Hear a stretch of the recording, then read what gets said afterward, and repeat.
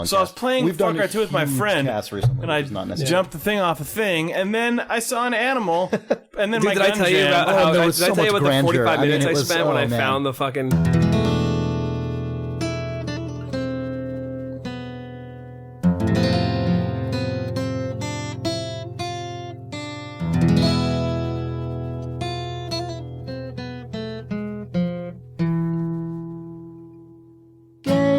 Video games, video games, video games, video games, video games, video games, video games, video games, video games, video games, video games, video games, video games, video games, video games, video games.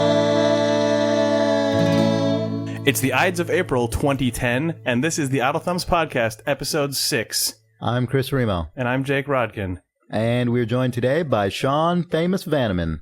Steve Gaynor is on assignment in Kiev. Hey, Hi guys. Sean. Hey, friends. What's up, dude? Not a whole heck of a lot. For those who did not hear Famous on his first appearance on the Idle Thumbs Podcast during GDC, he, like Jake, is an employee of Telltale Games. We make video games there. Games. We make games with computers. We use computers to make video games. Yes, that's what we do. I heard that you love when people call you famous. It's pretty great. It's really good. I like when I'm playing TF2 at lunchtime and a stranger calls me famous by going, "Nice cap, famous." Who the hell? Yeah, it's always great when that happens. So thank you, Christopher. Oh, no problem. Our goal is to make the Google auto suggest that actually. If you can get to the Google auto suggest where you put Sean F and it gets to, do you mean Sean Famous Vanaman? Yeah. The same way you can't get to Hot Scoo without it saying Steve Hot Scoops Gaynor? Yeah. Don't do that. I think we can pull that off. That's not. Anyway. We want Sean Vanaman to say, did you mean Sean Famous Vanaman? That'll happen. Yeah. Anyway. So we're here to talk about video and computer games. For sure. I'm going to be playing the role of Steve Gaynor today. Oh, yeah? It'll be great. God damn it. I wanted to talk about StarCraft. You're not allowed to. Or you can, and then I will say something mean halfway into your first sentence. Go ahead. Try. Did you guys see this crazy fucking Infinity Ward nonsense? Yes. This has been ridiculous. This is going to be a movie, maybe. It is going to, yeah, it's like Pirates of the Silicon Valley. Yeah. So people keep actually referring it to when I talk to do they really? I hear, I'm that's lame, through the third person. No, but it's okay. I mean, that just means hive mind. But yeah. It's all right. It just means you've been subjugated by an alien race with no will of its own. It just means you're somebody who's in their 20s and lives in San Francisco. And it's just like Pirates of Silicon Valley, that TV movie. But no, it's crazy. Yeah. It really is. Like at this point, we cover all this stuff at Gamasutra because we're explicitly about the industry side of things. And I mean, every day we've had multiple news stories about Infinity Ward because some other incredibly high profile person will leave and I don't know, maybe they'll go to the new, like there's a new studio being set up by the, that is set up. Well, they don't have a building yet, I don't think, or anything, and I don't really think they have EA partners funding. Yeah. They got the Brinks truck, which is nice. But I guess you get that when you make the Brinks truck. The Brinks truck. That's where the money comes in. The Brinks truck. They just back it up. Yeah. And beep. Just shovel it into the office. Just dump it. Yeah, and then a door flies open and just take what you want. Please leave some, but you don't have to. Yeah. It's funny because you just imagine like that's such high stakes. I know. Like and just like what was I don't know what it's like to work at a place where like that stuff is on the table and happening in front of you. That's got to be crazy. I don't know. I know. Weird. Well, there might not be a lot of people watching that in the near future. I don't know. It seems like that studio is just going to be gutted in the near future. Or like it seems like it's being gutted in slow motion right now. Yeah, there's still a Call of Duty to be made though, right? So yeah, but but new dudes are making that, right? Like the guys who left EA. Yes, there's a little going on. Yeah, this is like a base trade. It's like, here's my dorky analogy. It's like in StarCraft when so wait, you're gonna talk about StarCraft now? When you get rushed by like one of your opponents rushes you and like immediately runs into your base and your whole army is out in the middle of the map and he starts taking out your base and then instead of defending you just run right over to his base. It's like Pikmin. And start fucking that up. Yeah, Pikmin is like they're going for your marble. Exactly. Well, this is essentially, so they're going for EA and Activision going for each other's marbles. Right. Which is, I like the snideness in the press releases. It pleases, or just in the comments that there's like the sound bites that get posted about the Activision just like It's to be expected from these fuckers. Whoa! It's hilarious. He's scheming. They call them schemers. Like cut to like insert shot of like Gargamel and Snidely Whiplash or whatever. I don't know. Just I guess, or comic book guy apparently. It's funny because they're like the old dude from Caddyshack or something, and like then there's like EA's like slick haired and like, oh yeah, well, whatever, EA, dude. Did you see the statement? Did you see the statement from EA when this was right before it was revealed that EA Partners was funding Respawn, the new place, and so we contacted them to ask them about. Because at this point, even though it had not been officially announced, the rumors were incredibly strong Just that like EA is was probably going to be picking involved. these guys up, yeah. And this was right when Activision had countersued those guys, calling them schemers. Right. And so we contacted EA. You're a schemer. Yeah. that was their legal defense. Yeah. Schemers. 3 counts of scheming. And so we the official statement about this to us from EA was, sorry, we just there isn't enough time in the day to comment on the lawsuits Activision continually brings against its employees. That's the quote I was thinking of. It reminds me a lot in terms of just like, whoa, of when Double Fine and this Brutal Legend stuff was happening, where it was just like, what in the world are you guys all saying? Where like the quote in the press release from Tim was like, to quote Beyonce, if you liked it, they should have put a ring on it or whatever. Yeah, what the fuck? Well, like that's the response out of EA. Yeah, whoever's in charge of that actual EA message deserves a fucking high five. I think it's Jeff Brown over at EA. Yeah, he's I think the one who's usually responsible for that. The tone when they engage these sorts of things in, pleases me to no end. It's completely flip and really hilarious. good. Because the Double Fine one, didn't they also say something like, "Well, it sounds like a jealous husband." Yeah. Like what? Yeah, all that stuff is just it's hilarious. Yep. Well, even though it's kind of immature and ridiculous, I'm glad it's getting to that point because that's how most other industries operate. And traditionally, the video game industry is so message like controlled that every single statement is just the most like spineless just weak ass legal statement ever. And at least we're finally getting. I mean, this stuff is childish anyway, regardless of how you frame it. So you might as well frame it honestly. You know what I mean? Like this is extremely rich people bickering over additional millions of dollars. Like at the end of the day, that's what's going on. And so if that's what it's going to be, you might as well have people call just each other address it schemers honestly. and jealous husbands. Exactly. And stuff. Yeah. I mean, and quote Beyonce in official form. Yeah. Not that most game developers are rich people, but certainly these two guys are not poorly, that bad off at the moment. So, but like unlike any other kind of industry in like, I can't think of another industry that's quite like the game industry where the audience for the product is so ready to kind of pick a side. And you know what I mean? It's like, well, no one, like, you can be a film lover, but you're not like, oh, executive shakeup at Fox. Like, no one, like, what? Yeah, no one gives a shit. Yeah. Well, they immediately gets textured as these dudes are the little guys, and these, you know what I mean? It's like, well, the reason for that is that at the end of the day, like,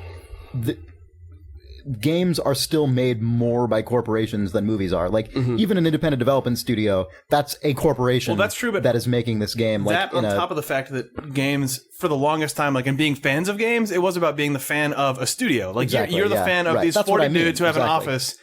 And, I mean, they weren't always corporations. Like, you could be a fan of id Software, but now Bethesda Softworks, I guess, right? Or who is that? Who? Yeah, ZeniMax, which also ZeniMax. Bethesda, yeah. Right. That sounds like a make-believe corporation in a ZeniMax movie. Yeah, ZeniMax might be the villains from Sneakers. Yeah. But it's, like, all that stuff is escalated now where it's just, oh, I love those guys who made Warcraft. I know. Oh, you mean Activision? You mean Activision Blizzard? Right. A like global conglomerate that is majority owned by French media conglomerate Vivendi SA. Like what? I thought the Bungie French was Waterworks like company. I thought Bungie was the shit when they made Marathon, and then it's like, oh, you mean Microsoft Game Studios internal development? Like, I guess that's what I guess. What? But those guys leave, and it's like they're literally like high-fiving fanboys on the way out. Right. You know? It's like woo! But it's so odd because that no one else is like that, where it's just like where the creative people are effectively owned by the distributors. Yeah. It's very strange. And it's not in those weird clusters where it's not like Warner Music has announced the acquisition of this artist collective from Austin. Like that just doesn't, that never happens. Yeah.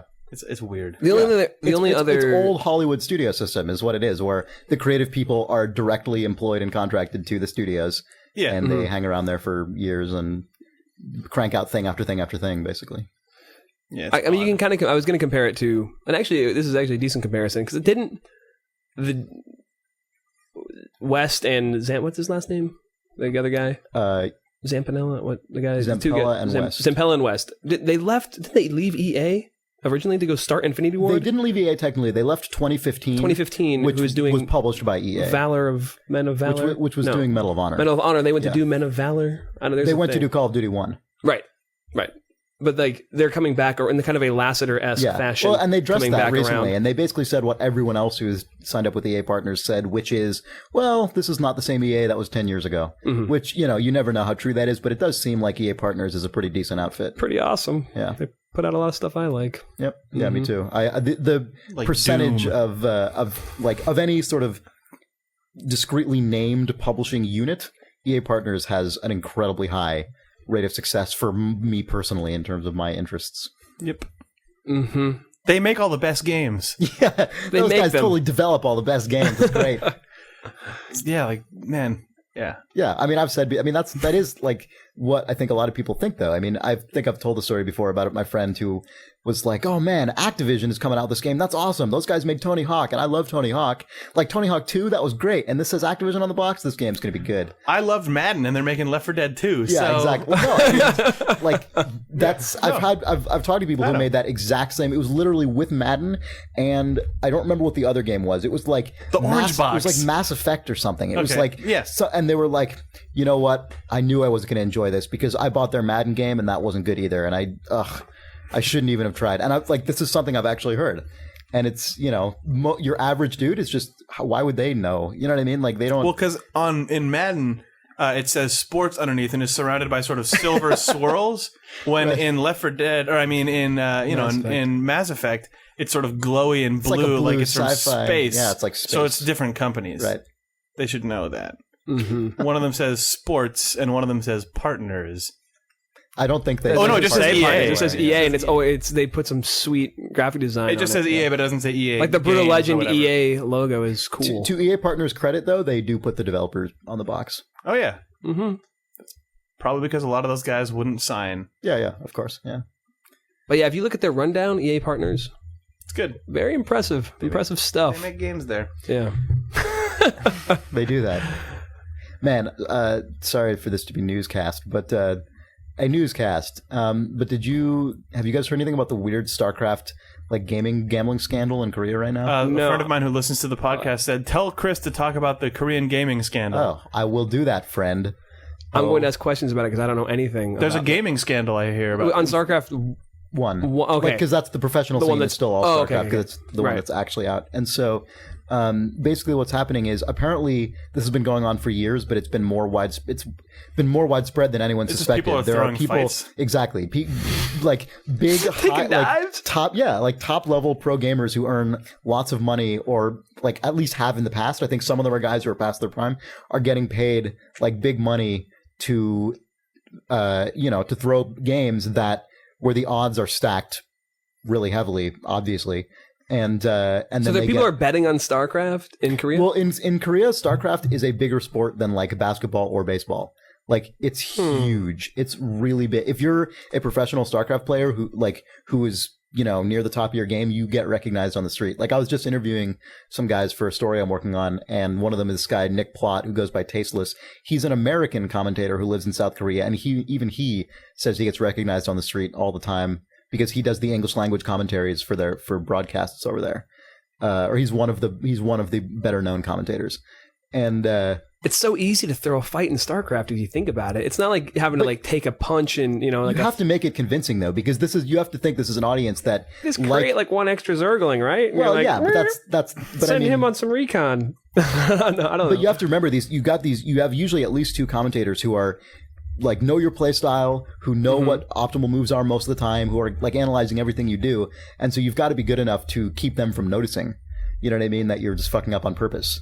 And if you do it all the time, I don't really know the details of how they're doing it all the time. This breaks down in terms of like, how it's organized, but it's definitely a thing that has really caused people are getting looked into because regardless of how do you prove that? How do you prove that You know, how do you prove that anyone throws a fight? Well, I think they. I guess you're right. I think they like uncovered evidence. Shut up.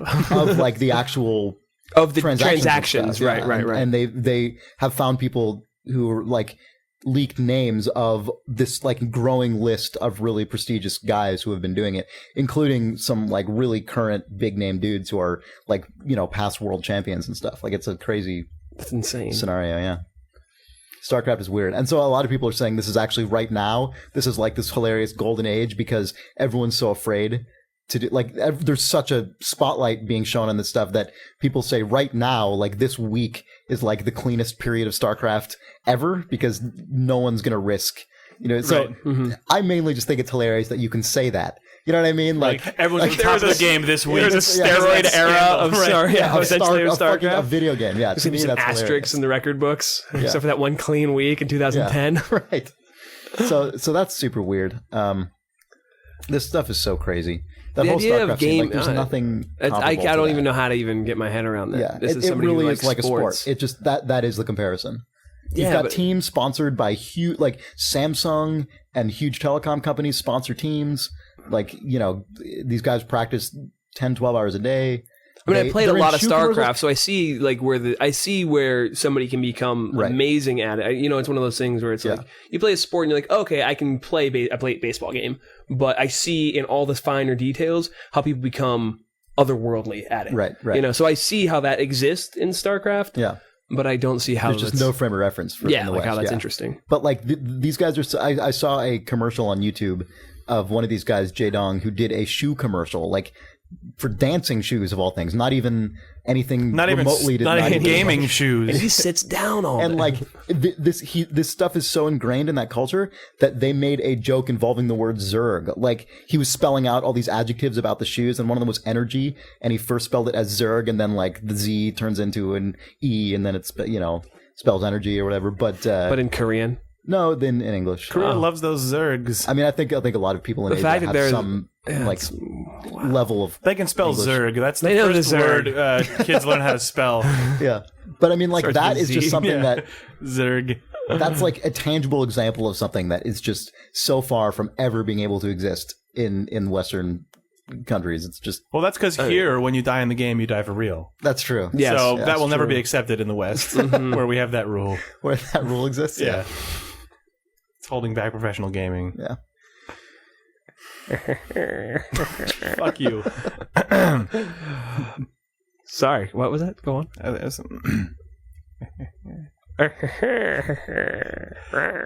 Sorry, I said no Goldblum laugh. I said I would. No Goldblum, and I failed. Dabbled in it.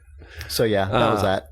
Still a touch of Goldblum. That's insane. Did I have you guys talked about? I know I try to listen to most of the cast, but you guys talked about Flotilla. This is like one of the most. Yeah, we talked about it a bit when it came out, basically on the PC. Yeah, because now it's on Xbox Live Indie Games. XBLIG.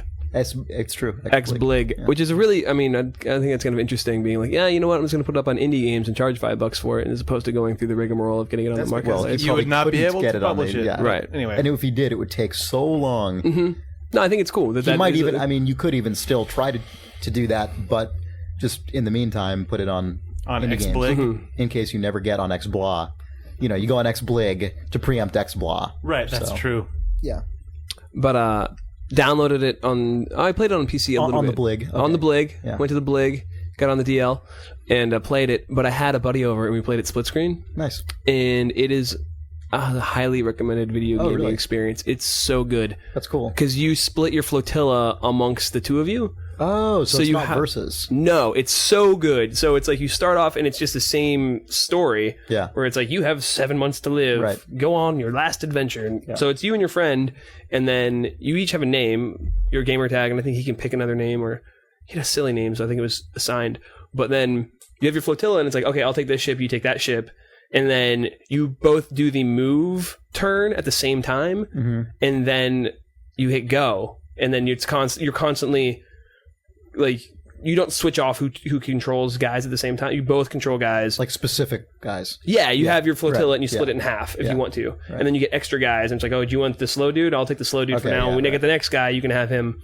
And it is such a superior way to go through the game because you're constantly talking during that setup phase about like, right. okay, go a little higher. No, I'm going to go around the left side. No, if he comes to me, you're going to do this next turn. Oh, it's so good. That's awesome. It's very, very good. We went all the way to the point where you die at the 7 months, and I had never done that myself. Because when you play by yourself, you like, it's weird. Like, I find that I'll rush more. Or I'll be like, I can kill these guys. Right. So I got 2 dudes, I got 2 mans, so this guy's just going to go as fast as he can to here, and like, I'll keep him in harm's way because I got 2 guys, and I just want to get to the next level. Yeah. But when you're playing with your friend, like if your guy goes, your friend still goes, can still keep playing. Right. So he will just keep winning. Like, I mean, he can keep going, and you just want to be back in the fight. So you're super protective of your dudes and your flotilla. You don't want to be left out. Yeah. Of course, it's totally. so good to play co-op. Play this game co-op, spend $5.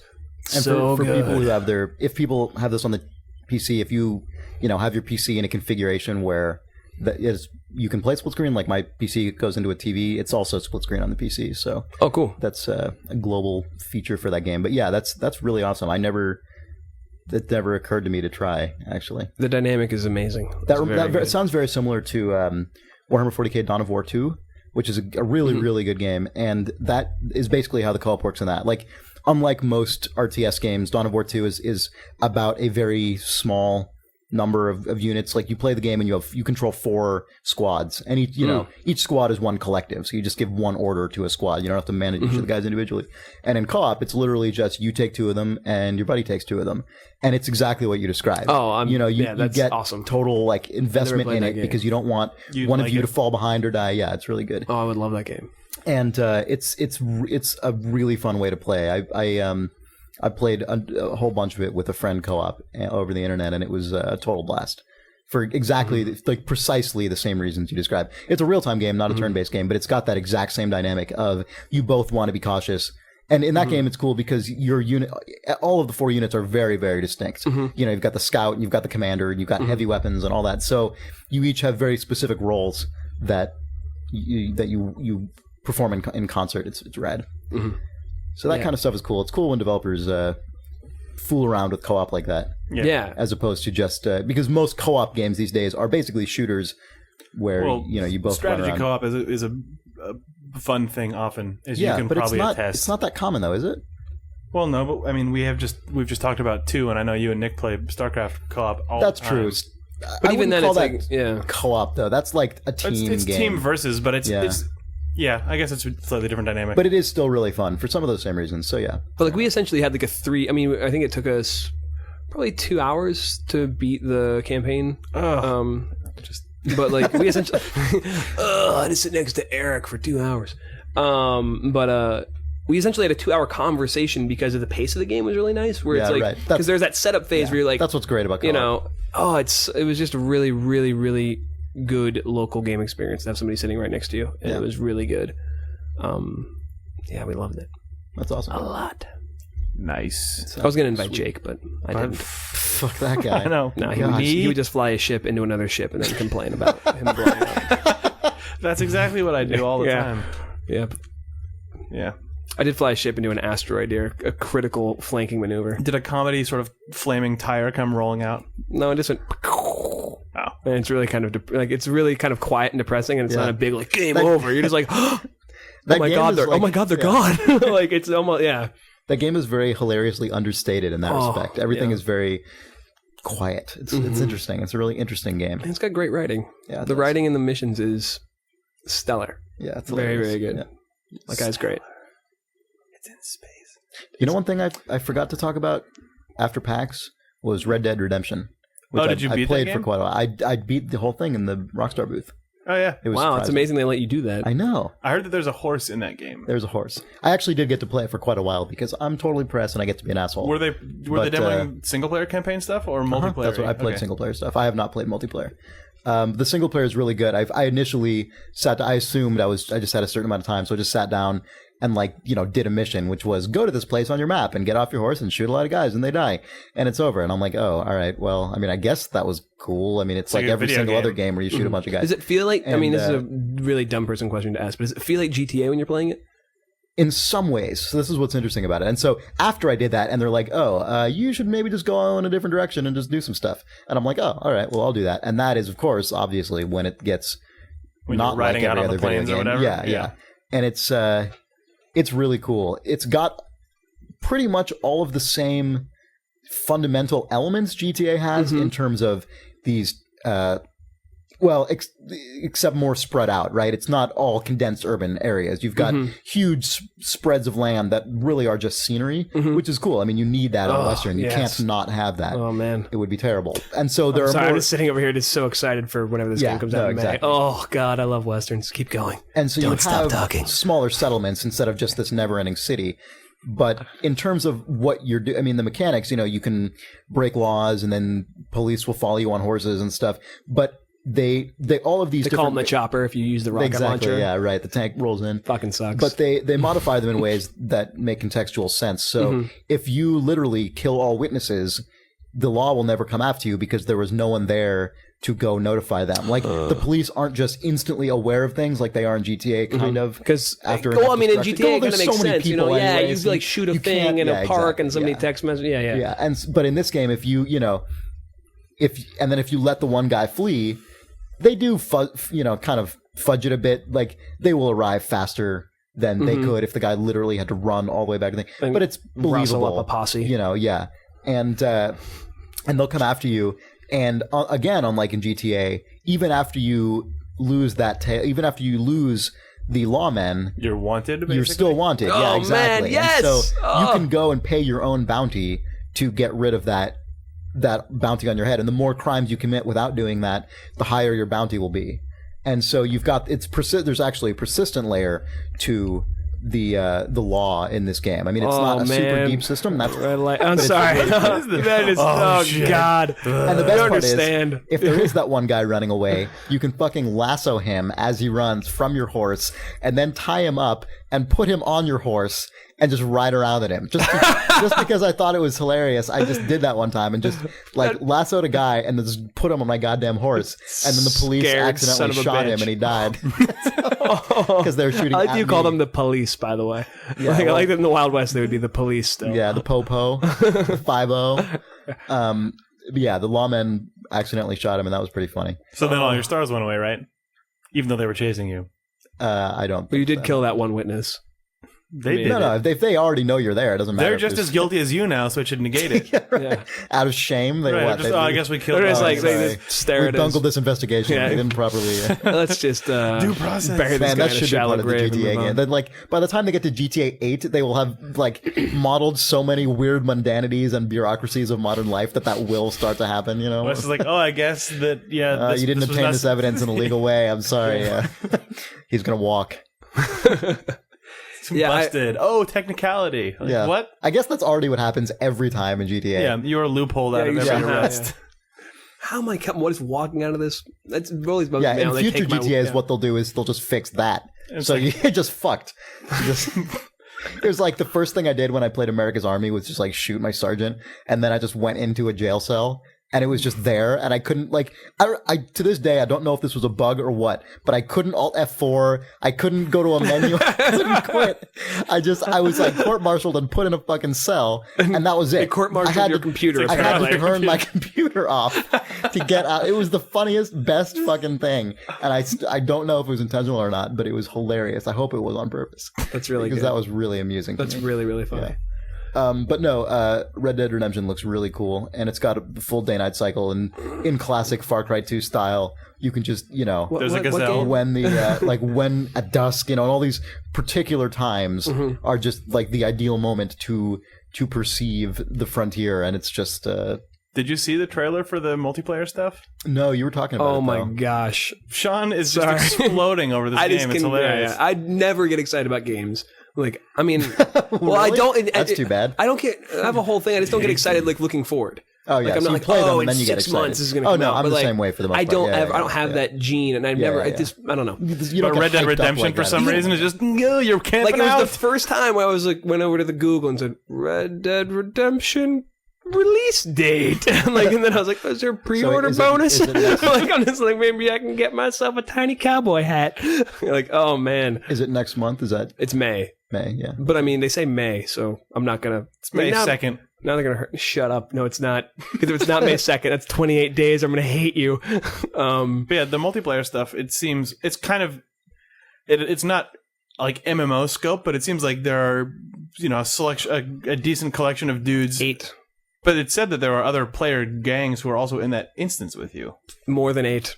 Yeah, I don't know quite how it works, but you and your friends can form a gang of up to 8 dudes, which is good enough for me because that looks fucking majestic and hilariously Western to see. Like the 8 dudes on horseback who are all player controlled and who you're all able to talk to, just sort of roaming around and then killing a criminal or fighting another gang. For EXP, because you can get 50 levels and then you can unlock new horses and new guns and shit. Oh yeah, it also implied that you can. West. Oh yes. One of the models of horse is a mule, which is my favorite thing. Yeah, you start with the burro.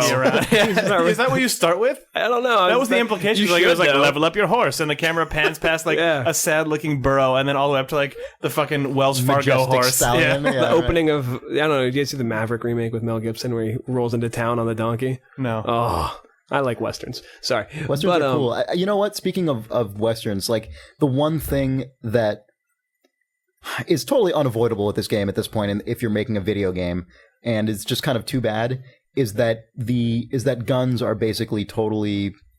It's a sweet gun, even if it's supposed to be a rickety piece of shit. Just anything, yeah. Like the value of actually being a good shot is totally diminished because you can constantly go into the slow motion mode where you target a guy and it looks cool and it's cool and it's got kind of an art of targeting thing too and like all these systems that. Did you play the first one?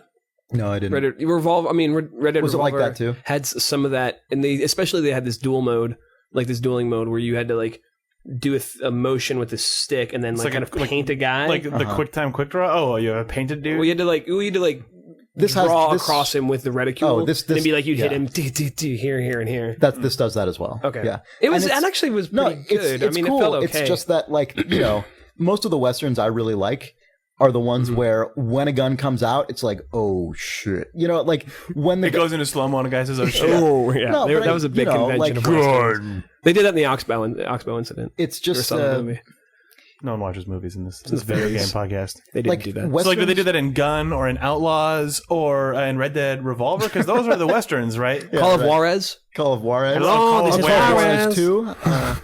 But do you know what I'm talking about though? Like most Westerns predated the like Die Hard kind of lineage of action movies when it's all about people being sort of weirdly sly around each other until one dude finally goes and puts the gun on the table and then it's fucking on. And it's just it's hard to recreate that atmosphere when at any time you can literally take out like 40 guys in 30 seconds. And it's not that extreme, but you will take out like 40 guys in a row, without breaking a sweat. And it's like, I wonder how that plays into the multiplayer. I don't know, because I can see it. I mean, I guess if the theme of the single player is that you are this just amazing outlaw, that makes sense. But like when you're rolling deep with your boys to go shoot some other dudes, it's like, and we can all just do slow mo jumps, like everybody's just hanging in the air for 20 seconds. Hopefully that's per player. So one guy will initiate that, then everyone else is in real time. If they see the guy leap off of his horse in slow motion. Dude, someone should make that game, and that would be amazing. That would be the most impossible thing. That would be bullet time is per player. That'd be so fucking hilarious. It would be like the time traveling strategy game where everything is like this weird player relative. The best is that if you see a guy initiate bullet time and then you also do that, for him you're also just like going by regular just jumping speed. Normally, hey, what's up? Boom, boom, boom, boom, boom. So what would the effect on when the guy goes in slow motion in his bullet time? What happens to the person he shoots who's not in bullet time then? If that person decided to run... They just run, go boom! They just get shot. Because for them, it just looks like that guy's going slow, and they just walk into his stupid bullet. No, it would look like he's going fucking fast. I was going to say, the person who's in bullet how does that work? Exactly. Yeah, that's There's the problem. Make it work. That's what I'm talking the person about. if it's all on the same, if it's synchronous, the person who's not in bullet time, if they just decide to run, they're going to look like the fucking Flash to the person who's in bullet time. No, it's the other way around. Because if you're in bullet time... Oh, no, you're right. It depends. Yeah, so for everyone else, it would look like you just become crazy like insect speed. Right. But then how does that work? So you can't make that game. Lame. No. What you'd have to do is you have to make everyone else really slow. That would be the way you could do it. So when you turn on bullet time, everyone else steps into molasses. Their actual game shit. speed Jake's into bullet time again. No, that would be. You would just go into bullet time all the time. No, but if you'd be like, I'm just going to go to the water fountain and go into bullet time. Precious resource that you had to expend.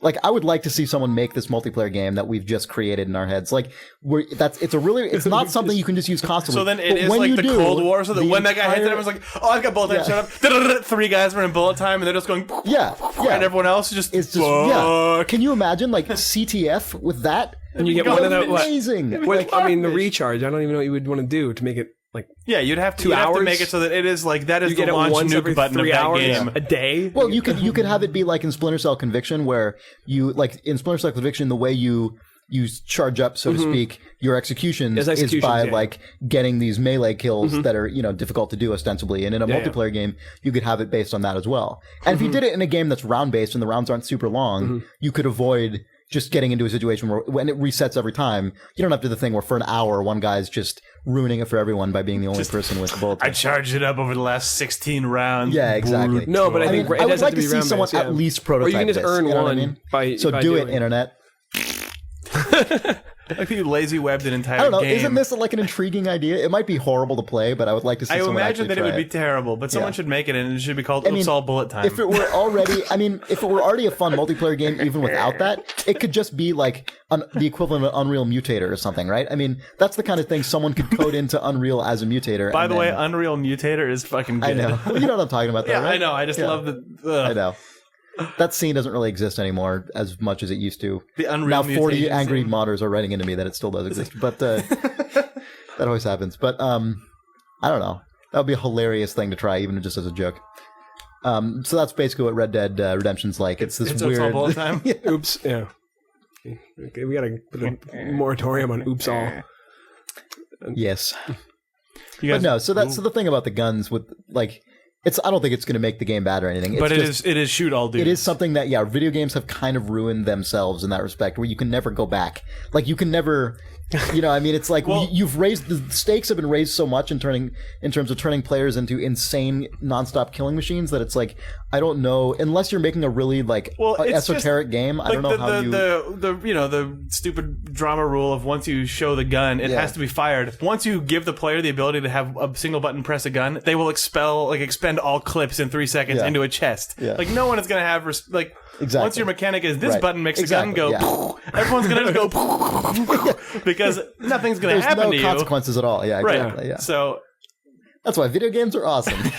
Shoot everyone all the time and then take a horse off a jump. Well, you guys answered a question about this, right? Like 2 weeks ago. Yeah. About about violence. Why there's so many guns? Yeah. Because guns are sweet. Guns are the best. Because you draw a line to a face and then it explodes with guts. Essentially Steve's answer. Guts come out of faces. Yeah, pretty much. Sweet face gut. That's an outlaw's name.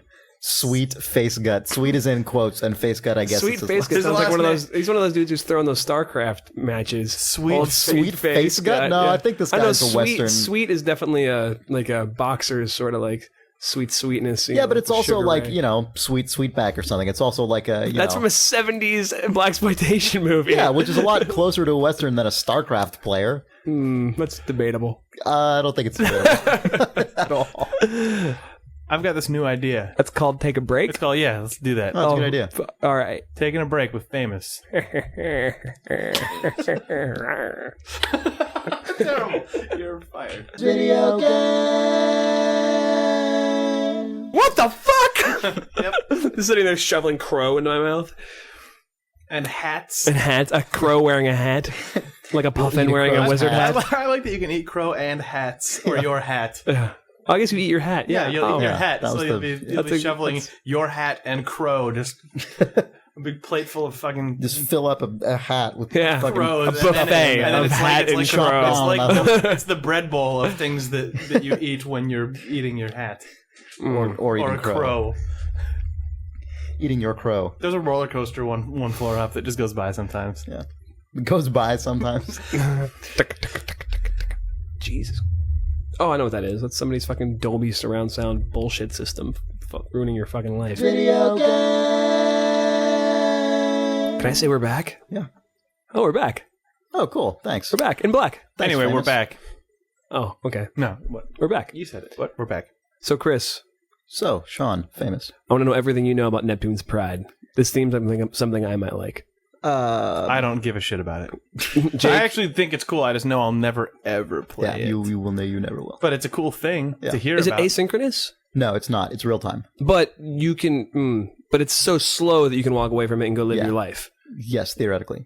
but you don't. You have to, but you've been here and for then you 3 worry. days. So that like, it's like the way. So it's I mean, I talked about it a bit last week, but now I've spent a week playing it, and it's changed a lot since when I talked about it last week. So again, it's a browser-based, very slow time scale, real time space strategy game. It's like a 4X game, but it's multiplayer and real time, and in a browser. I can see your ships or your stars or your fleets or your mans right over my right shoulder. It is stressful. It is a crazy. This is one of the most intense, intricate, fucking crazy games I've ever played, and not because of the mechanics. They're very simple. It's still. I mean, last week I said, maybe there's more mechanics I'm going to come across. Pretty much, you move ships around, you build factories to build more ships, you build factories you build like economic infrastructure. Mm-hmm. All very simple. It's all just press a button to do that. You send ships around, you attack ships, and that's like the entire game. The whole real game is all of the not-so wheeling and dealing that goes on between the various players, like personally for real. And so you and Brecken are like striking up an accord to hose I somebody can't say. I don't want to say anything about what I'm actually doing. Because it's that. Because this is some backroom shit that's going on. I'm not even gonna. Maybe there isn't. Maybe you are seriously. Whoa, you're in league with everybody in that game. You're like that guy on the TV, like Survivor, who's made all the alliances. No one watches fucking Survivor. I watch Survivor. I've never seen Survivor. Survivor's actually a good game from a mechanic standpoint. It's a game. It's a game. Survivor is definitely a game. Oh, you're talking about the licensed board game? No, I'm talking about the television show on CBS. What is the game of Survivor? The game of Survivor is this perfect blend of political, getting people to like you, plus being physically dominant, but not being too dominant that people vote you off. Okay, so that is what Neptune's prize. Oh, so Except nobody likes Survivor. Apparently, Chris and his buddies love it. People like it when it's in space in a browser. There's no voting. I watch Survivor on Hulu. In a browser on space. Shut up. Spaceships. If I get a spaceship. Science. If I Richard Garriott my ass to space to watch Survivor, it'll be just like Chris playing Neptune's Bounty. So go fuck yourself, Jake. Neptune's Pride. Whatever. I played that chapter in Bioshock 1, which I really liked. I don't know. I like the fishing village in Bioshock 1. I like I'm Steve all of a sudden. I'm talking about Bioshock. Oh, yeah. Yeah, he's here. That's your job today. Yeah. But yeah, no, it is a fucking Sorry. knockdown, drag out, brutal fucking game. It is in unreal. The slowest motion. In slow motion, yeah. And it's so it's crazy. like it's up all the time. I can't say anything about it either because I have realized you've already said too much. The people in my game, they follow me on Twitter, or like some of them do. I think most of them do at this point. I have this is the dorkiest thing ever. I have created a new Twitter account explicitly to follow all the people in my Neptune's Pride game so that I have this concentrated location where I can keep tabs on anything they say that might impact the game, because I made some just general vague point about I'm going to kill Mr. Wasteland. No, he's not. He does not border me, but he's in my game. Really? Because you're making that blog. Oh no! He's on the other side. No, his blog, Magical Wasteland. I just thought you guys were gonna. We saw the thing on the screen where that's why he was mentioning that guy in particular. Fuck you! These guys are pulling this out of their ass. Anyway, no, we're not. He is in the game I'm playing. Wasteland is coming for you. Watch out, dude. But call me. But I did make a mention of someone invading me and I was going to defend against it, and then the first reply was so that's what you're doing, and I'm like, oh no, I just tipped my hand, this is horrible. And so I want to know what your fake Twitter screen name is so badly, but whatever you created. Well, you can go there if you want. I mean, it's Remo Neptune, I think. Oh, okay. I thought maybe you had an alias, so it was going to be really. Well, I'm not going to put secret shit on there. I mean, no. Just you create worst mistake. You're also posting your strategies to that feed. Oh no! And then I'm gonna. I only have 7 followers. Oh no. No, I'm following the exact people that are in my game. Yeah, no. I just think it'd be. They won't receive. See, I would go through for no particular reason. I would burn the calories to create a fake fan or a dude that follow, you know what I mean? And then not because I was going to post, but just because I don't want, But they would know. Who cares? But they could quickly block, at Remo's Bounty or whatever. Yeah, but then you just log out. Pride.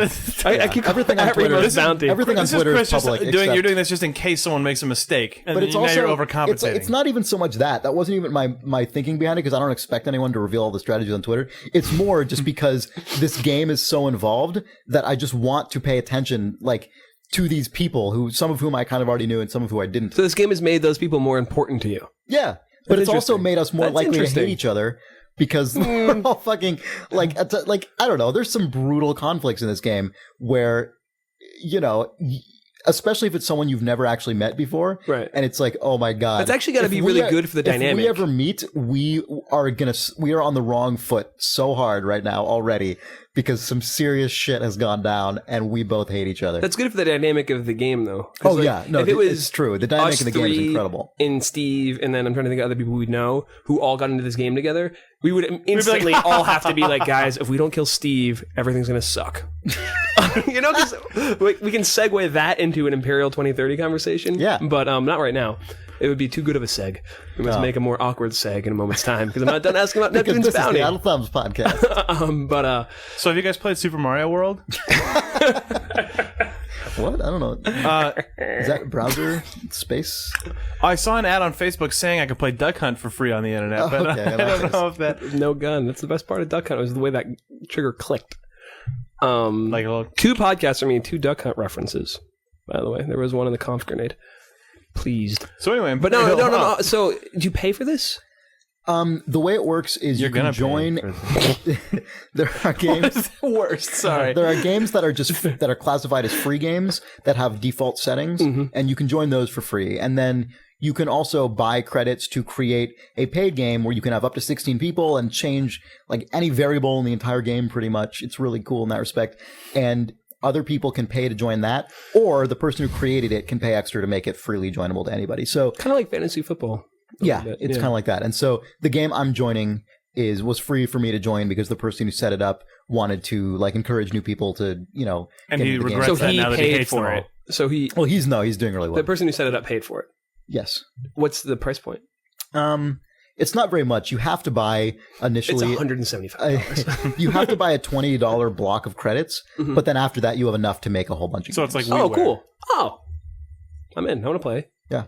And, you know, you don't... replying. Usually when like, at least for me... From your fake account. Like, I'm playing in 2 games right now, and I haven't paid anything yet. So, I mean, I don't even need to pay anything until I'm the evangelist, and then I get my friends into it, right? So that's the business model, is get people into it and hope that they will be willing to pay to get their friends into it. You should say something about it on a podcast.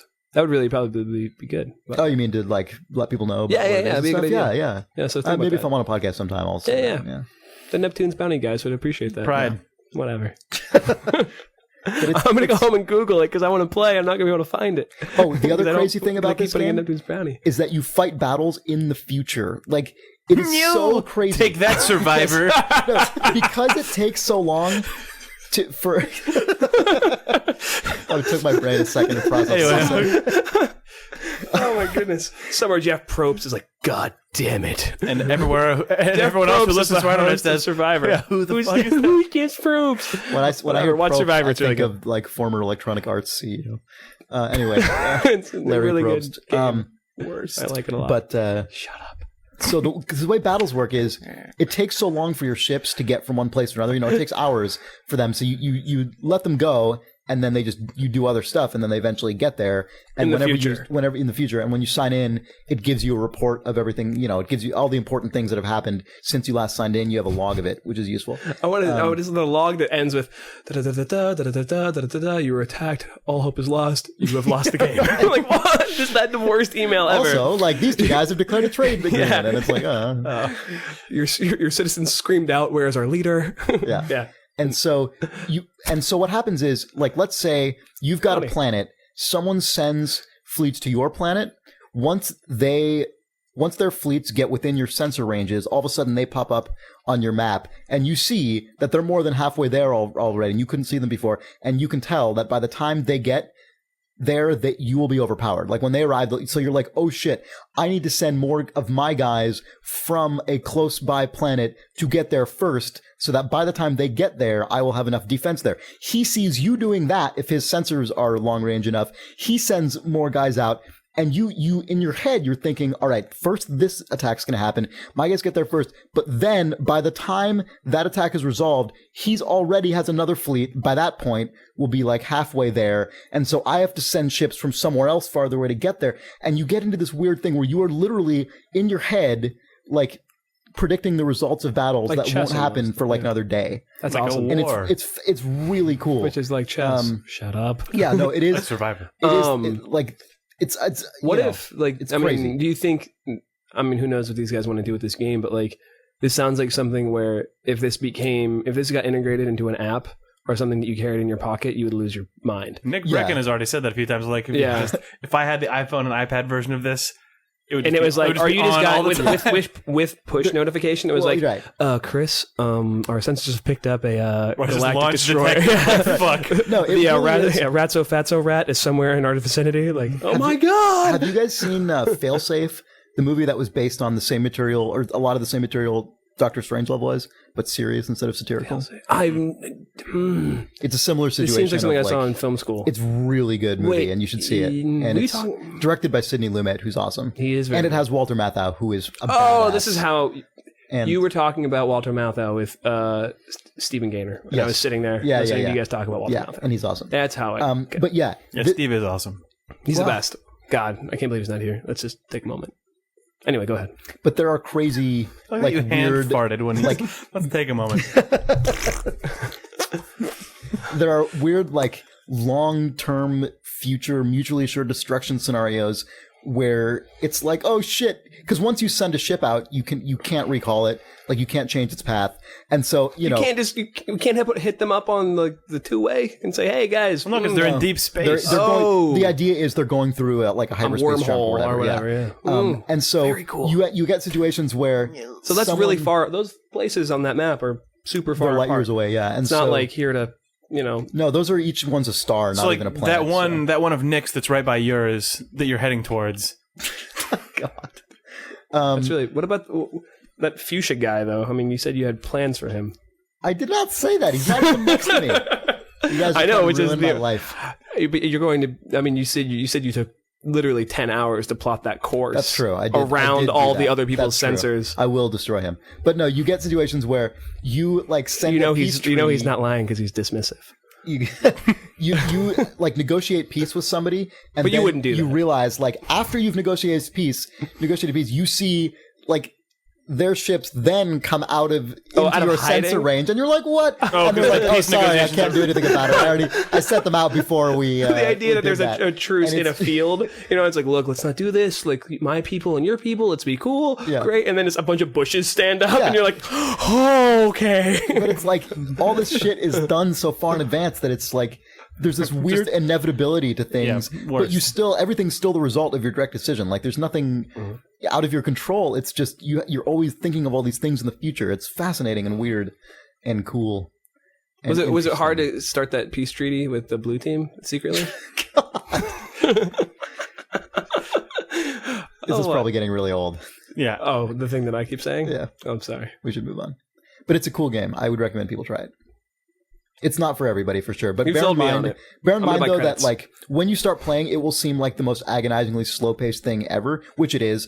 But then, you upgrade the speed of your ships over time. You upgrade how far you can see. You start getting more stars. Everything gets complicated. When you're playing with like 16 dudes or however many it is. Yeah, but it still is like the slowest burn ever. Like at the beginning, you're like, there's nothing to do except drive your ships to empty stars.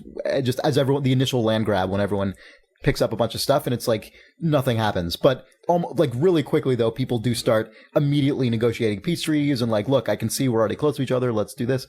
And within a few days stuff starts picking up, but bear in mind that at the beginning it's quite slow. Oh, one more question. Yeah. How long does the game take? I don't know, I haven't finished one yet. How long have you been playing? A week. Oh, wow. But you can set them. I mean, we're playing on one that was deliberately set like a really just large epic. scale. Because you guys are all game. busy and such. And that makes sense. Why you stretch it out. You can set ones where fleets travel faster and stars are closer together. And I mean, almost every single variable. But you're playing on ultimate hardcore mode right now? Yeah, well, it was funny because the guy who made it was like, usually people like to start with the smaller, faster ones because they help you learn stuff better. But I figured we'd just do this. And it's like, what? You've played games of this before? Like, what? We're all fucked. But no, the mechanics are so simple that it's really more about figuring out the fine points of how things work and the diplomacy stuff more than like figuring out an incredibly complicated like UI and stuff. It's just, it's a weird game. I mean, it seems like just sitting here, there are a lot of parallels to that. And board game we have been playing obsessively. Imperial 2030. Imperial 2030. There are like a ridiculous amount of It's good Steve's not here this week. Imperial 2030 is not nearly as like soul crushing in terms of friendships potentially ruined because it's all over in like 3 hours. Like I said, it's good Steve's not here this week. Okay, so we should not talk about it this week, is what you're saying. No, I'm saying that he's my enemy. That's true. God. Yeah, that guy, playing, well, you know what? I don't know. I feel like he has slowly shed the mantle of griefer. Because like the first 2 or 3 times we played, it was like he didn't grief. He just had weird strategies that just ruined everyone. Yeah. What was he just? Well, I'm trying to think what his first strategy was. Steve, we should introduce what the game is. So it's a game. Imperial 2030 is a board game, and it's essentially about the military-industrial complex. I mean, it's you play as an independent investor in the year 2030. In the year 2030, and you invest in major world superpowers or major world powers at least. And the board looks like people who see it look like, oh, you're playing. Are you guys playing Risk? Yeah, it's like, no, we're not playing Risk. We're excuse me. No. How do you Risk? Yeah, but you invest in countries as opposed to militarize them. Although you do militarize them, but you aren't permanently identified with anyone. A shareholder. Mm-hmm. Yeah. So the person who controls, the United States or Europe or Russia, like Europe is consolidated into one global power as opposed to individual countries in it. And so all of these different powers are just controlled by whoever happens to have the most investment in them at any given time. Mm-hmm. And that's the whole dynamic of the game, is the fact that you're not really, like Brazil is not going to win the game. An investor might exploit Brazil to take them sort of over the top. Exactly. Brazil doesn't win. Make his investment more powerful. Even if an investor like super power invests in Brazil and invests and tax the shit out of them, the guy who has the sort of penultimate stake in Brazil, the guy who has like the second highest investment, 3 shares less than him, but also is controlling the second most powerful country or whatever, has a good chance of cashing out way higher than you at the end of the game. It's a game you can win by not controlling the most dominant countries, but by having significant investment in those countries and letting your friends make the decisions for those countries, which is kind of cool. Yeah, and there's still a lot of warfare. I mean, you're still the basic sort of unit of territorial control is still the military. Mm-hmm. You drop a tank and flip the flag over and stuff. Right. Still. Yeah. And that's mainly used to make countries more wealthy by colonizing other neutral countries or ostensibly neutral countries. You tax them and then put money in your monies. Yeah. Mm-hmm. And it's a really interesting game because things occur that are often reflective of real world conflicts in really interesting ways. I mean, that's what strategy games. It's absurd how much though the mechanics of that game often like we will go on long kind of jags while playing that game about like, oh my god, this is exactly like why people who live here are screwed in the real world. Like you know what Can you think of any examples? Well, I mean, when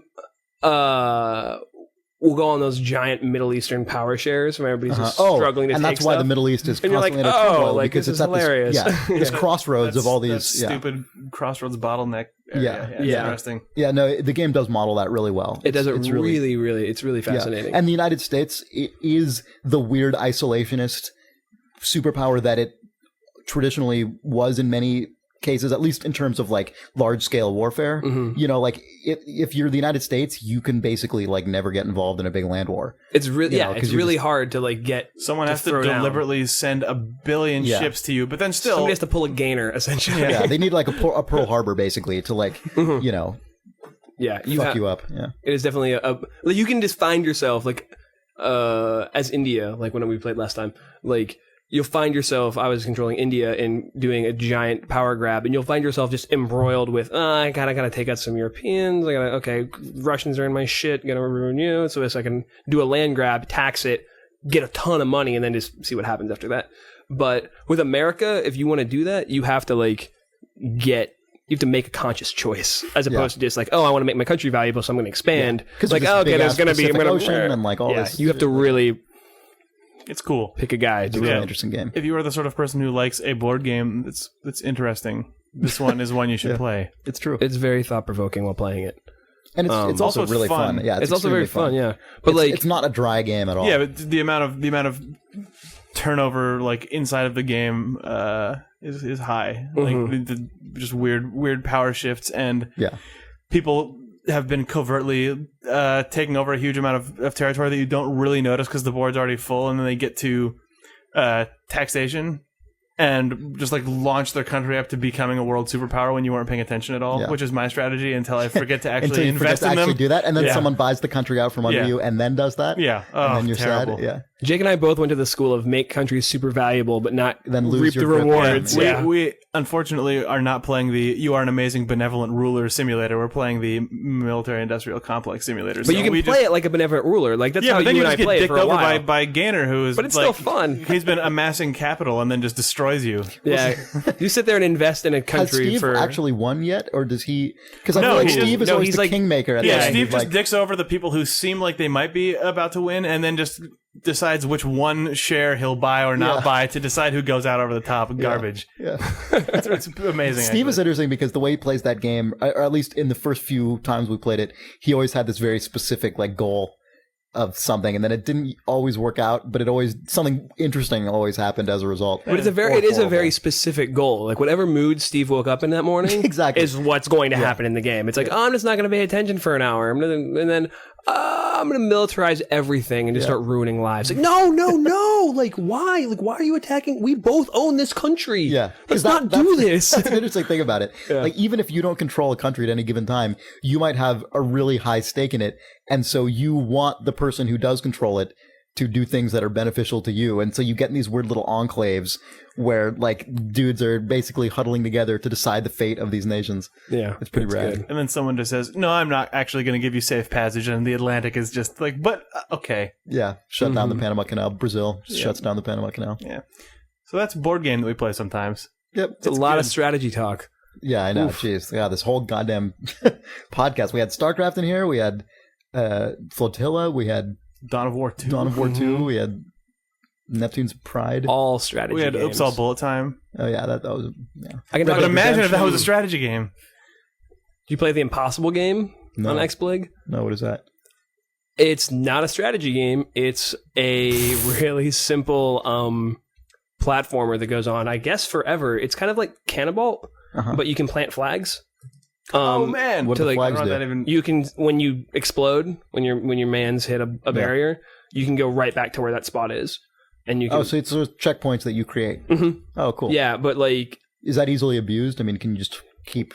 Well, I've only played the demo, and I get 10 flags. I think ultimately you get unlimited flags, but the game is so hard that that's okay. Like you find yourself in these situations where they'll have hurdle, duck, hurdle, and it's almost like a rhythm game where you have to remember what's coming because it moves really fast. So you're just like duck, hurdle, duck. That's kind of Cannibal-like. And then the moment you do it, you're like, plant a flag.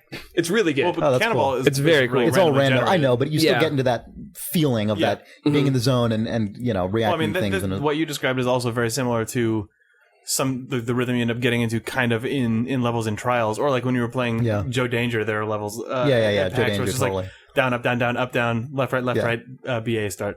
Yep. Select. That's 2-player. God, you know what game was really hard that I played that probably is not hard for other people to listen to this and think I'm a baby? Battletoads. Dark Void Zero. The the 3D faux 8-bit Dark Void Zero. Never mind. Yeah, this is like Capcom created this fictional fake predecessor. Lost 8-bit game that really? Dark Void is a reimagining of. Oh, I really like that as an idea. Bionic Commando. Yeah, it's a really cool idea. Like Bionic Commando was that for real. Not that game was lost, but they've retrofitted the history of Dark Void with this NES era game. And it was actually surprisingly true to that era in a number of ways. The closest comparison I can think of is like Metroid 1, where it's that exploration driven thing where you get new guns and you get power ups and stuff, and it's fucking hard. It's not as hard as Metroid for sure, but it's still more difficult than modern games usually are. So, would you recommend that fans of the Dark Void universe play the first game? Yeah, right. Before playing. Yeah, before playing the new one, the new entry in the series. It's kind of. It does remind me of. Read the comic first. You want to read the comic first? Oh, like Mega Man 9. Yeah. That's like the closest comparison, obviously. That game is weird. so hard, Capcom putting out faux vintage games. Yeah, I know. I guess Capcom figured out what has worked. But it's cool. It's not entirely my thing just because you hate old games? No. I love old games. And you only like the PC? I'm not as good at this game. It's on the PC. I played it on the PC. So fucking port, though. It's Yeah, a port from the DSi, which I don't own, or I would have bought it there. Oh, it's on the DSi? Or is it downloadable? But you know what was funny about playing it on the PC? Yes, otherwise it would just be on the DS. Oh. It actually feel like it was so authentic on the PC because it seriously felt like I was playing it on an NES emulator. You know, like it felt exactly like that when you blow up an NES game on an emulator to fill your whole screen, and then you've got like. Does it support like Super Eagle smoothing? Oh man, I don't know. I don't think so. But you know, like the controls are like the arrow keys and then A and Z or whatever. Yeah. Like I played Punch Out for an entire Christmas break like that once. Yeah. Mm-hmm. And I had this weird experience. I was playing it with my keyboard like hooked up to my TV, and I was going through the game, and every time I'd get hit, it like my entire apartment would like shake, and I'm like, what the did they put like crazy bass weird reverb? Like, is my subwoofer just going crazy? Like, why would they into this game with chiptunes and stuff in it? Why would they? And this went on for several minutes, and I was about ready to fucking pull my hair out because I was like checking options and looking everywhere. And I couldn't like the end figure of the conversation. And you know what? Yeah, exactly. And like the film, I assume you mean? Yeah. And, well, not everyone's gonna know that's what you meant. Yes. And Ford Coppola's The Conversation. With Gene Hackman is what he's referring to. It's a badass movie. And I finally realized what it was is that the game simultaneously accepts input from both keyboard and like a gamepad so your that's plugged into the 360 controller was going... It was vibrating on the top of my computer case, like on top of my actual computer, like my metal case, and vibrating and creating this crazy sound that was like vibrating the floor and stuff.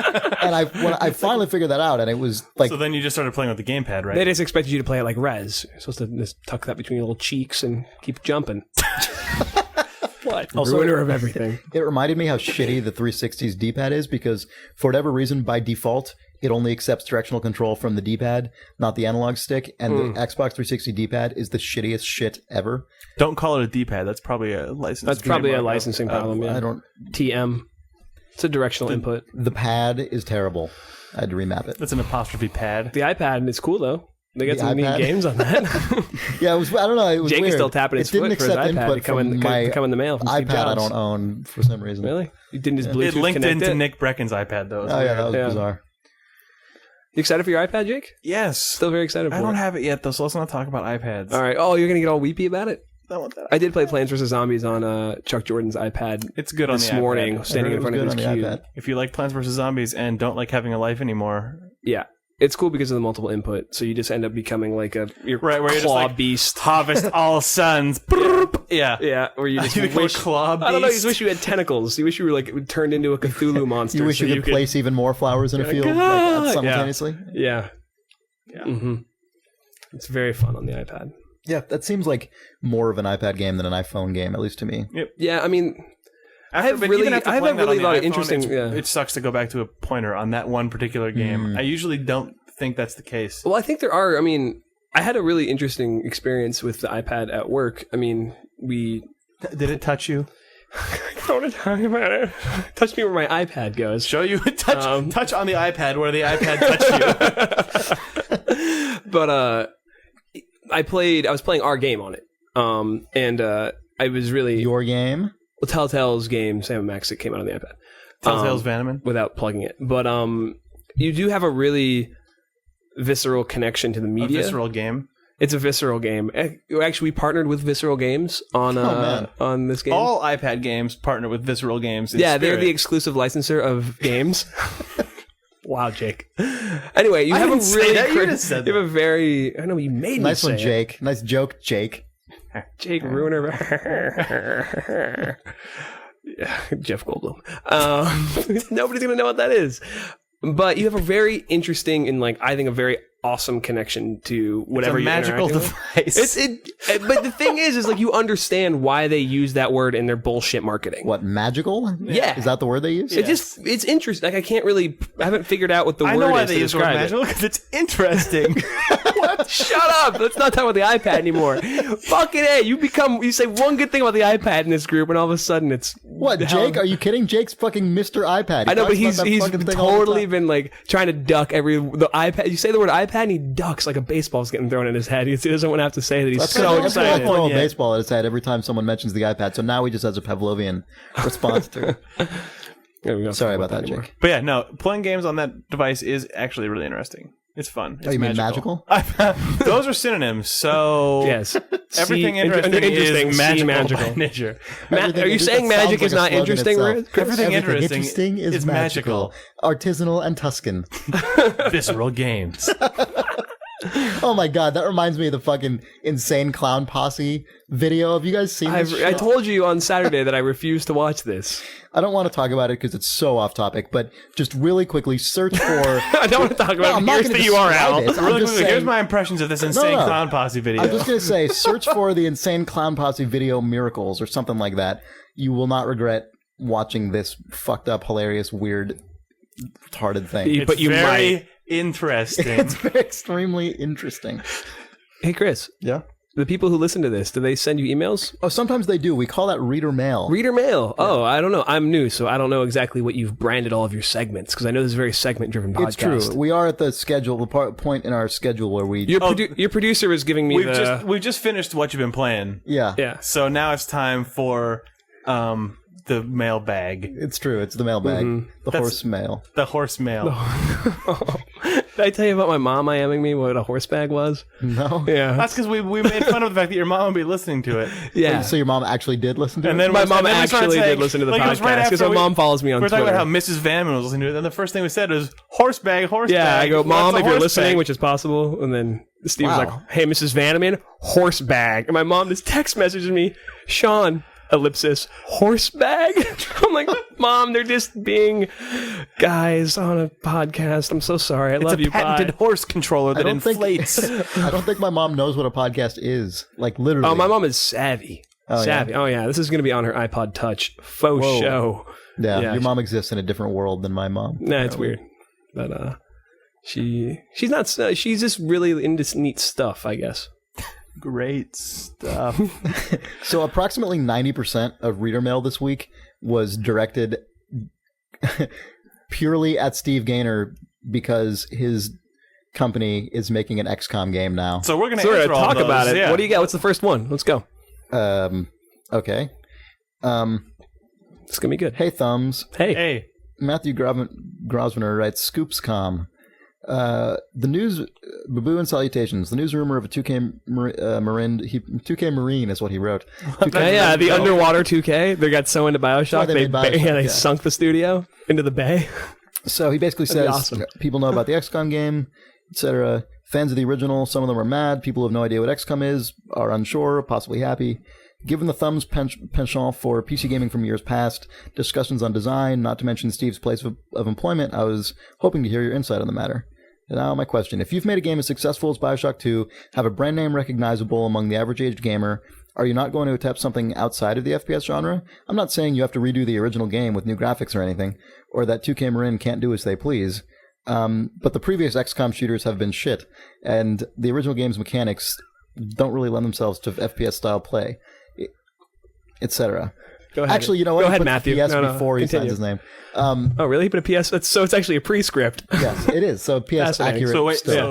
I think our official comment on this is we probably have nothing to say about this and shouldn't. Nope. And even if Steve was here, we probably couldn't answer a lot of these questions. Okay. As somebody who works as a developer, I bet 2K is going to do the things they do really well, and then they're going to do interesting new things to support the license. Oh, you mean magical things? Magical things. That's good. You guys say interesting all the time, by the way, as a listener. Well, now we're going to say magical. Thank God I've killed interesting for this podcast. If I have done one thing this day, it's killed one word. Now, what you've done is you've made us incredibly self-conscious. So we'll still say it, but every time we do, we'll pause and try to not say magical or say it and ruin it even further. So you've made the podcast even worse, and now I see you're taking pleasure in that. You got some sort of raptor claw in your hand?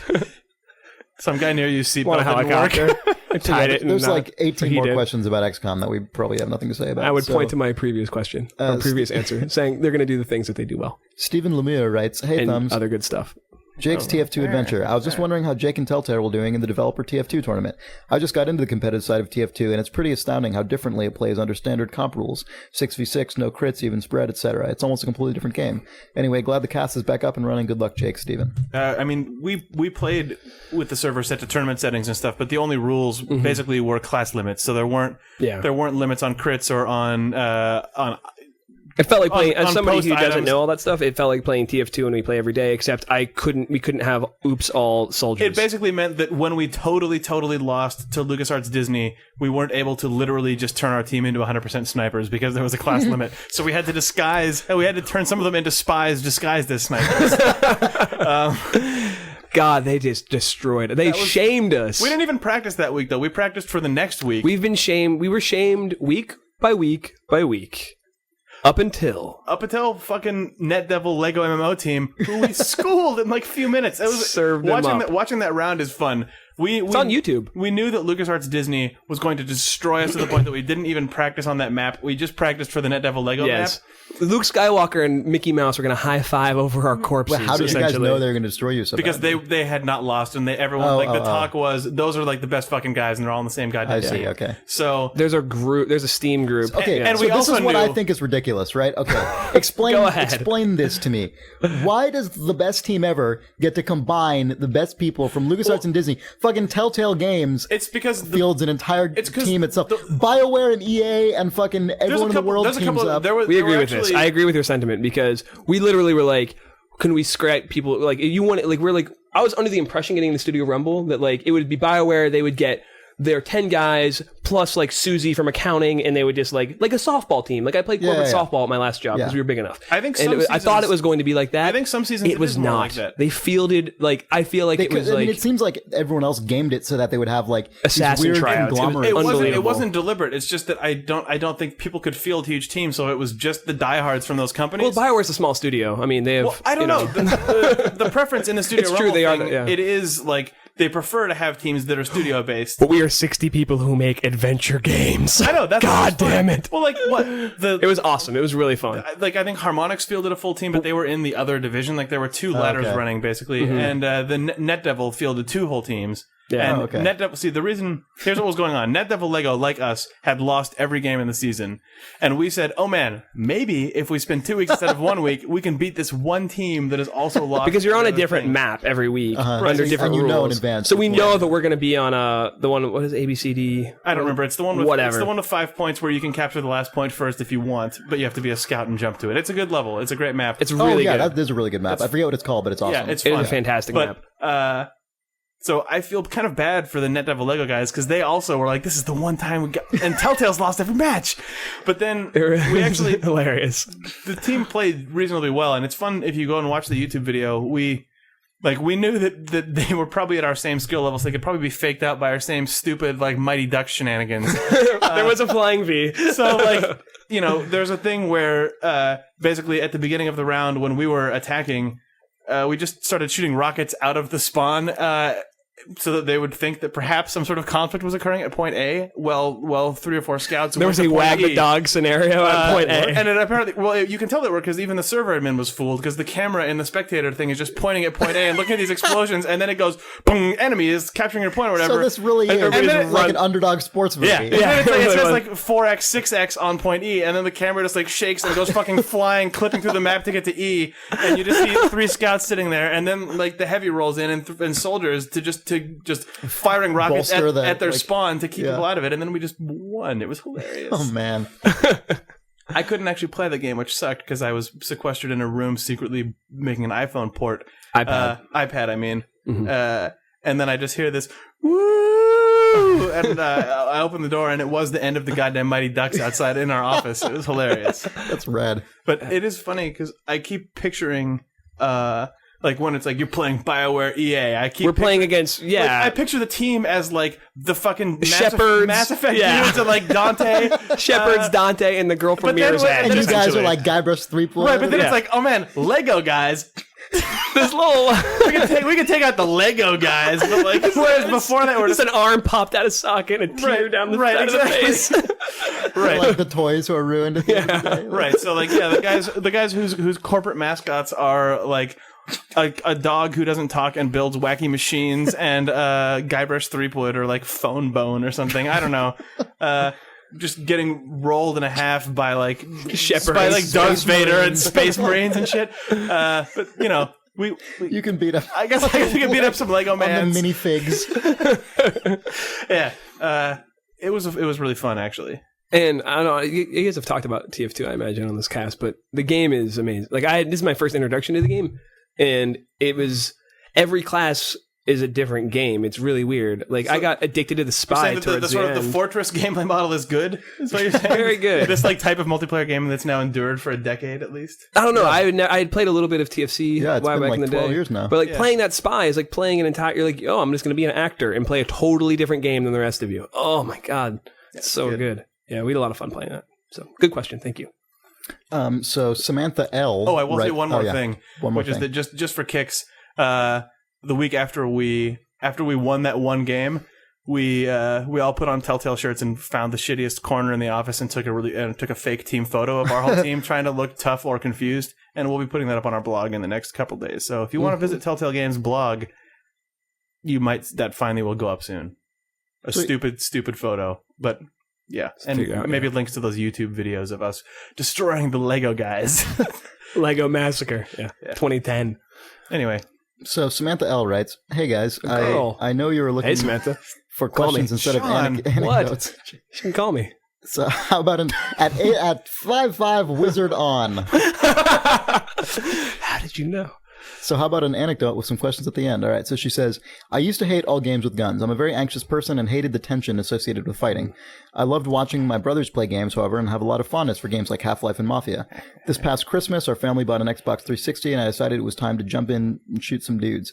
I picked up Fallout 3, which ended up being the perfect game to start with. Besides the game being awesome, VATS took off the pressure of combat while I figured out the controls and strategy. I put about 200 hours across 3 characters into the game and decided to look for more games. Now I'm working through Half-Life and BioShock. Do you have any suggestions of must-play games for a relatively inexperienced gamer? I really like that email because that reminds me of one of my friends, Kyle, who was not really a big gamer but had that same experience with Morrowind, which is another Bethesda game, where does not play a lot of games. But I remember when Morrowind came out, he got it on his PC because I don't even think he had a console at the time of his own, and just put hundreds of hours into that game. And like that was the right blend of kind of real-time stuff, but not twitchy like gamer game. I don't know. It was interesting to see that. Whenever that game came out, 2003 or something. I don't know. Yeah. So we owe Samantha some recommends. Yeah. One of the classic ones. She's playing Half-Life and BioShock? Yeah, I think she said Half-Life and Mafia is what she said. BioShock would be she's working through Half-Life and BioShock. And she also mentioned Mafia. Yeah. Man, it's like this is like you kind of like when I give a friend like a book they haven't read, you know, there's kind of that envy on like you don't even know what's coming. I know, yet. It's the best, yeah. Oh, one of my go-to games for this is always Beyond Good and Evil. Because I just thought that game was so cool and fun and well made, and such a great world, and not a crazy hardcore nutso game. Like it was just a really pleasant, awesome, fun experience. I liked the entire game. That game doesn't have guns in it though. Do they need to have guns? I thought those were shooting games. Well, I mean, I don't think it has to have guns. You shoot like a melee attack. I don't know. She says, "Do you have any suggestions of must-play games for a relatively inexperienced gamer?" I don't think she demands they have guns now that she's willing to play a game with guns. You should probably play Portal as well. Yeah. Definitely play Portal. Obvious one. The Half-Life. And that'll also, what'll be nice about likes Portal Half-Life. is you'll bone up on your FPS chops without that stress that you were talking about. That game, yeah. Until there's those turrets that murder you. Yeah. Right, but I mean, it introduces you to that really nicely. You know, God, play Portal. Yeah, Portal is standout in that respect. It's so funny. Like it's like somebody just calls you. I want to play video games. Yeah, it's tough. Well, I hope you're happy with murdering hundreds of dudes. Games I'm the worst person to answer this question because I'm playing Far Cry 2 right now. Like a total thumb. I am playing that game right now. So you'd recommend Clint Hawking's Far Cry 2? Mr. Hawking's Far Cry 2 is a good recommend. Oh man, you know what game doesn't really fit the tone of this email, but I want to mention it anyway as a seg that people should still play is The Last Express by Jordan Mechner. We just talked about that last week, didn't we? Yeah, but the reason I bring it up as is a because, movie. So remember how last week I said Jordan Mechner told me he is working on some way to bring Last Express back? Paul Verhoeven. Paul Verhoeven's going to make a movie. This is not technically confirmed yet, but he told MTV, he's like, yeah, I'm working on this movie. It's based on an existing franchise. It's set in 1914, and it's kind of like Hitchcock meets Indiana Jones. And they're like, oh, really? Is it a book or something? He's like, no, it's a different thing. And they're like, what is it? And he's like, oh, it's another kind of property. And they're like, what? Game. It's a video game. There's no other fucking video game set in 1914 at all, except for maybe some World War I game, which no one makes. Which very few people have made. Yeah, the History Channel made one, I think. That is remotely anything like Hitchcock and RoboCop and Starship Troopers. You will love The Last Express. Yeah. Mm-hmm. A weird, quiet plotting train mystery, old world, Agatha Christie adventure game. Yeah. With an egg, with a Fabergé I want to egg give Samantha games. time. Yeah. I want to give Samantha games. All right. This is I mean I want to. I don't have any on tap. Is what I'm saying. I have the desire to give her. If you the readers have game recommendations that a person should play who hasn't played that many games but has shot a fucking face in Half-Life now and thought it was cool. That's a really good idea, Jake. Send a game in to questions@idlethumbs.net. We'll wait for your answers, then we'll edit them back into this podcast. No, we can talk about them next week. And post this to an internet. Oh, that's better. But after this coming week, stop sending them in. If you want to play, this is something that Steve's been talking about, and another friend. But if you want to play a third-person open world thing, Bully is a really great example of really cool. Thematically, you're going to be in a different space. You're not going to be like, a space marine, or you're not going to be a dude who's buff as shit shooting faces. You're going to be a kid in school, and it's a really, really kind of interesting open world. It's magical. It's a magical open world game. It's very quirky, but also has some of the violent stuff too. It's got some magical mechanics that you play with your mind. It's sort of get Bully for iPad. That just came out. There are various points of magic in that game. Yeah, for sure. Yeah. Anyway, play Bully. No, Bully is really awesome. Jake and I, we traded off controller for a while in that game, right? We did a few hours in it, I think. Mm-hmm. We never got into the town, though, because we're lame. Or if you want to shoot faces, I think you can probably grab a GTA episode now without having to get the whole game. You know what? They just came out. Not that I'm recommending this specifically, but just as a side note, the GTA 4 episodes just came out on Steam, and I already had Lost and Damned on 360, and I grabbed it on PC, and I hadn't played Ballad of Gay Tony yet, and I started playing that last night, and just reminded me, goddamn, what a well-constructed, cool world. It also reminded me, even though I do have some issues, like I alluded to a couple weeks ago, with, the dissonance between the straight-up just telling you a story in a cutscene, and then also you get to be a fucking maniac. There's a little bit of dissonance there, but I don't know. Within the context of video games, those guys do it about as well as for sure. you could possibly hope. I mean, the writing in those games reminds me of guilty pleasure kind of gangster crime movies that are not great, but you really enjoy, really good and pulpy are really comics. Yeah, and they do that so well. People get carried away and talk about Oscar-winning screenplays and shit, but what those games do, it's not that, but it's fun.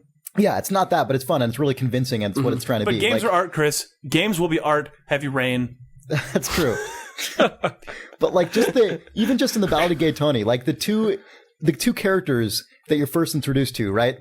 This, I think his name's Louise. This sort of second in command to Gay Tony, who runs these nightclubs.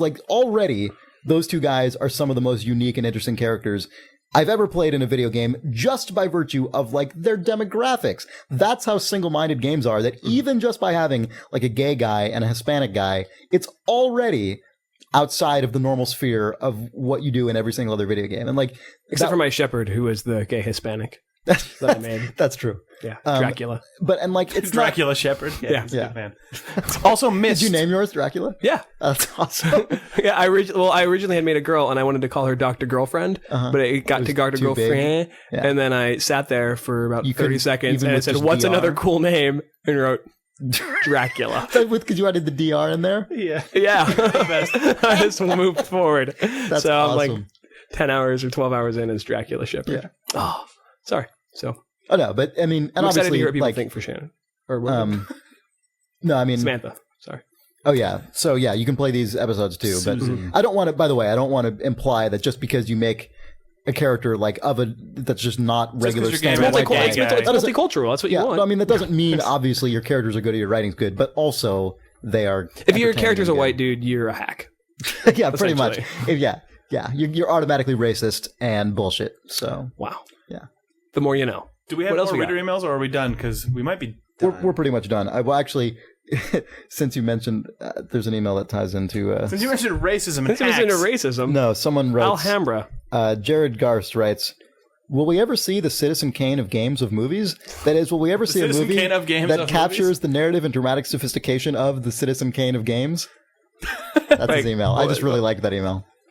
I'm going to need it one more time. All right. His email is entitled The Citizen Kane of Games of Movies. Will we ever see the Citizen Kane of Games of movies? That is, will we ever see a movie that captures the narrative and dramatic sophistication of the Citizen Kane of games? I just really like that the Citizen Kane of games has turned into such a self-contained buzzword that now, like, it's not even related to film anymore. It's just the Citizen Kane of games. It's this incredible hypothetical achievement in video game narrative design that film might hope to someday replicate. If it would have been Citizen Steve, you wouldn't hear Citizen Steve of games. It's because Kane and games sound good next to each other. I've decided just officially that's why. It's because Kane and also is a totally the movie's okay. It's a totally badass name. Rosebud. Video games.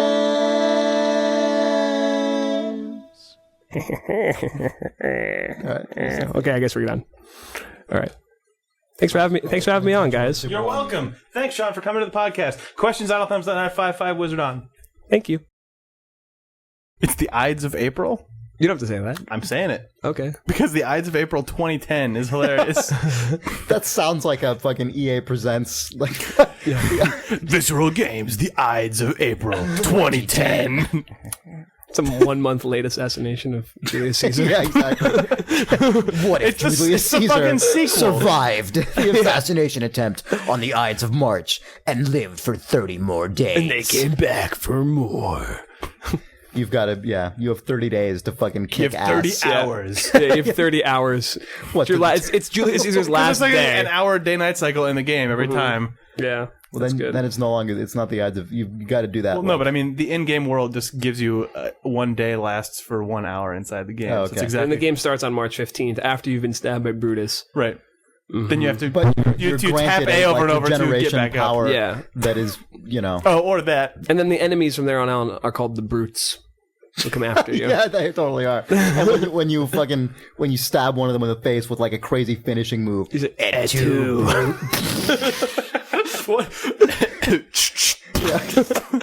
A shotgun is fucking cocked every time right before he explodes. Yeah. The You year stab them in zero. the face and they just the head explodes. Right. I'd play that. You're horrible. Sorry. There's a guy named. There's life and job that guy. Yeah, there's a guy who's like. I thought we recorded all the worst stuff now. Yeah, there's a guy whose name is Ball Sack, and I was like, Ball sack worst. yeah, but it was misspelled, you know. Yeah. It wasn't just B-A-L-L. I was referring to space ball sack. sack. Yeah. Yeah, he's talking to the ball sack, the giant puff-up balloon that you can get. That you Like, bounce when around you're a on kid. and sit on and stuff, I think. I forget. Yeah, Sit sit on my ball sack. That was the theme. That's just like Mr. Bucket. Mr. Oh, yeah, Bucket. balls come out of his Mr. mouth. Bucket. Yeah. Put a ball in his face. No, it's I don't think that's what it is. I'm pretty sure it's not what happens. That was the sequel where you just it's this weird sort of Get in there. where you put the balls into the tea bag. Oh, and then you dip them into his. You dip them, yeah, but then your balls pop out of his mouth for sure though. That's definitely in the slogan. The balls pop out of his mouth for sure. Yeah. Yeah. Mr. Bucket. Mr. Bucket. Your His balls pop out of his mouth for sure. Terrible. Some parts sold separately. What? Some parts sold separately. Oh. I always say that at the end. Balls. Your parents help you hook it up. Yeah. That was always fucking bullshit, by the way, when they show those giant goddamn Hot Wheels tracks that were just like, this is going to fucking dominate your house. It's like some parts sold separately. That's what all kids have. Well, The Hot Wheel track. Hot Wheels. I thought you meant big wheels that you ride No, I on. meant Hot Wheel track. Hot Where it'd Wheels be like, track. oh my god, I'm gonna have to. My parents are gonna have to clear out their room so I can just like put my giant ass loop-de-loop in here. Nope, you got like 4 square feet of track. You can make Enjoy. most of a figure 8. Some parts sold separately. Yeah, he just makes a little oval. Right. My entire life was ruined by some parts sold separately. You never got those extra parts. Oh, that should be a blog post, actually. I never got those extra parts. Those parts that were sold separately, my woman. parents did not buy. Nor did they help me hook it up. God, no. My balls came out of his mouth. For sure. For sure. For sure. IGN.com. Tell you What's what, the grandeur? 45 minutes I it was- spent when I man. found the fucking Nobody told me there was a fucking hang glider in that game. And I was like, I wonder what's at this path that goes to nowhere. Oh, fucking hang glider! Yeah. What the fuck? Why is that here? Picked it up, ran towards the edge of the thing, right into the ground. Like dropped, like, cause there was like a ledge that went like, like 40 feet. Another 50 feet into water, and I landed on the ledge. Just like a cartoon where you bounce down and then and like I'm like, ah, my health is all jacked. So fix myself and flip it over, and now it's stuck in between this rock crevasse. 40 minutes of me crouching and jumping, trying to move it out of there. That's the funniest thing in a video game when you you won't give up on this stupid little thing. I need this hang glider. Yeah, crouching and jumping and fished it off, and then it went into the water and sank. And then dude showed up in a fucking boat and lit my ass up. See, this is a good story already. All right, I'll tell that story. Far Cry 2 never stops being hilarious. Yeah, and good. Far Cry 2. It never stops being on our podcast. Yeah. Oh yeah, that's what you meant to say. Actually, by hilarious you mean mentioned. Yeah, it's a good game. Always. It's a very good game. Present. I heard that it's a game. It's so good. Ugh, it's